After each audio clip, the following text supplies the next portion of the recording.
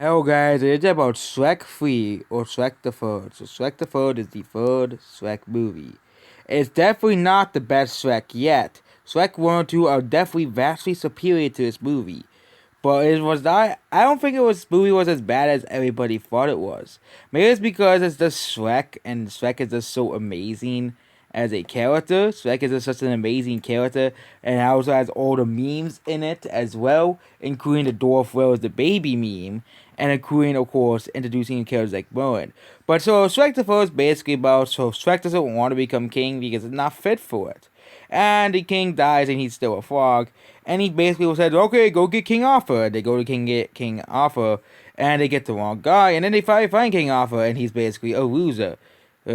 In this movie, which is a different change of pace. And then, of course, Wilder, Prince Charming plans his rebellion against the area, which kind of actually does make sense that Prince Charming would want his revenge, because that's what the fairy godmother wanted.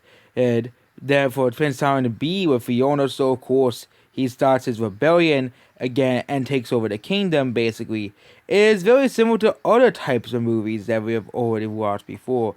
Well, basically, while the heroes away, a rebellion takes place by the villain, and basically, oh yeah, Game of Thrones basically has the same exact plot point as well.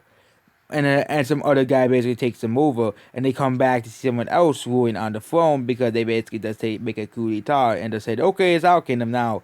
And yeah, that's basically the same thing. So the guy wants to go back, and they basically screw it up, and now they're stuck on an island, and they meet this guy named Merlin who transports them there.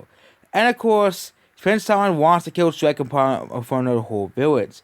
But while Shrek is being captured and the other characters are captured, the females find a way to escape somehow, and and Donkey and Puss in Boots have the bodies swapped after they came back.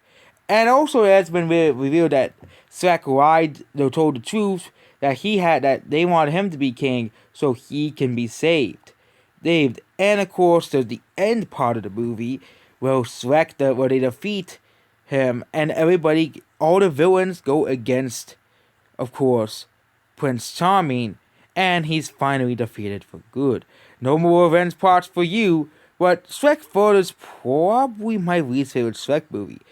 It was good, but it was not as great as 1 or 2.